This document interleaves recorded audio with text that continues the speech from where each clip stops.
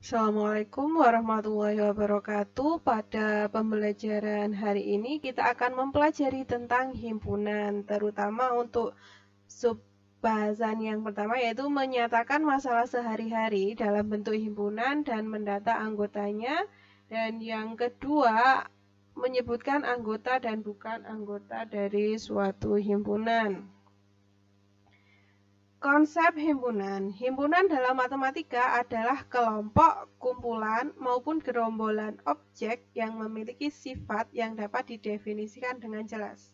Tetapi di sini tidak semua gerombolan atau kelompok adalah suatu himpunan. Agar lebih jelasnya akan saya tampilkan contoh dari kumpulan yang termasuk himpunan. Yang pertama, yaitu kumpulan siswa yang lahir pada bulan Agustus. Seperti yang saya sebutkan tadi, suatu kumpulan, suatu kelompok itu dikatakan menjadi suatu himpunan jika acuan untuk mengumpulkannya, sifat untuk mengumpulkannya itu jelas, tidak dipengaruhi oleh pendapat.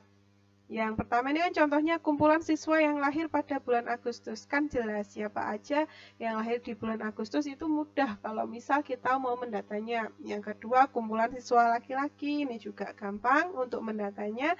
Yang ketiga, kumpulan buah-buahan yang diawali huruf M. Kan mudah ya, jelas apa saja buah-buahan yang diawali huruf M. Misalnya ada mangga, markisa, melon, dan lain sebagainya.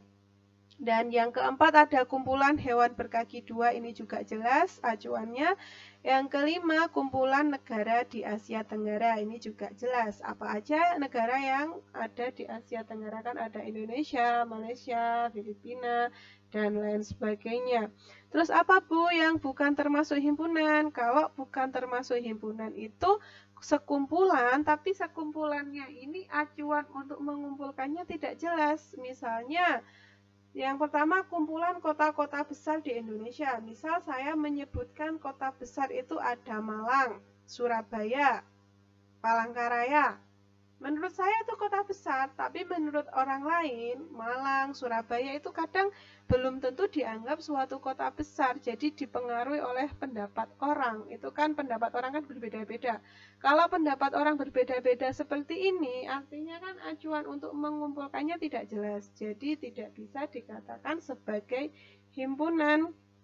Terus ada lagi contoh yang kedua, yaitu kumpulan orang kaya.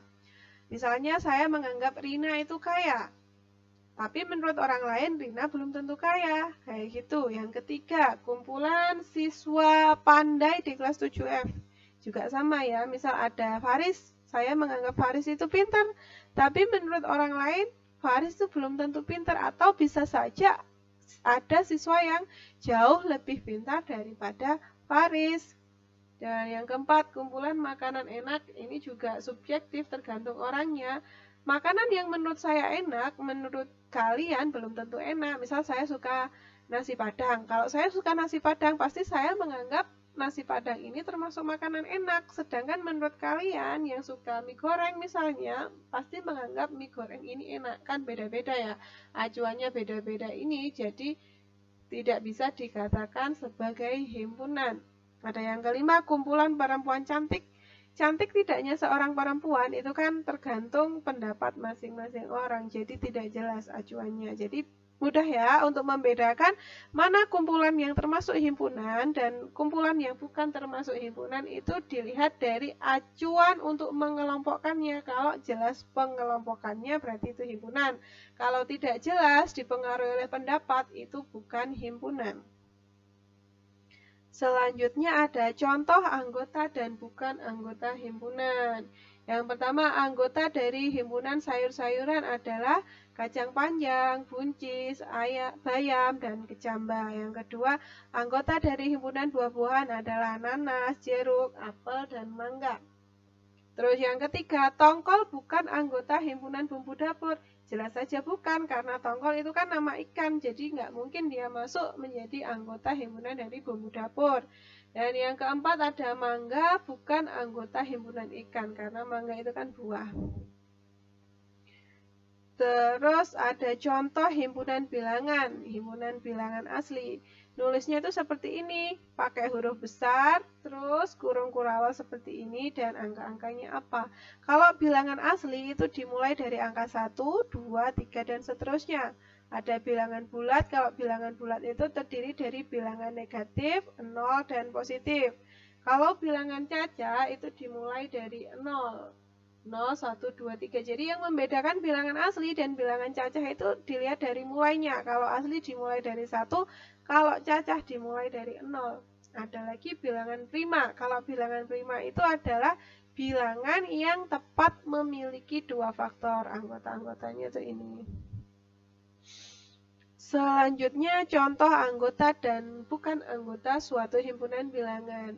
Biasanya disimbolkan dengan seperti ini. Ini dibacanya elemen.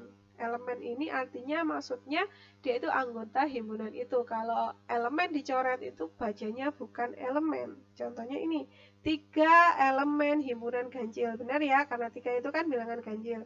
Setengah elemen himpunan bilangan pecahan. Berarti setengah ini merupakan anggota himpunan pecahan. 0 bukan elemen himpunan bilangan asli. Jelas saja bukan elemen bilangan asli karena 0 ini adalah himpunan bilangan apa? Bilangan cacah. Karena bilangan asli itu kan dimulai dari 1 ya, bukan 0. Terus di sini ada negatif 5 bukan elemen himpunan bilangan cacah karena bilangan cacah kan dimulai dari 0. Kalau negatif 5 itu himpunan bilangan apa? Bilangan bulat. Yang kelima ada mawar bukan elemen himpunan binatang karena mawar ini elemen apa? Elemen bunga. Di sini ada contoh soal, misalnya seperti ini. Tulislah anggota dari himpunan bunga. Mudah saja tinggal sebutkan nama-nama bunga itu apa. Himpunan bunga anggotanya ada mawar, melati, dahlia, anggrek, kamelia, lili.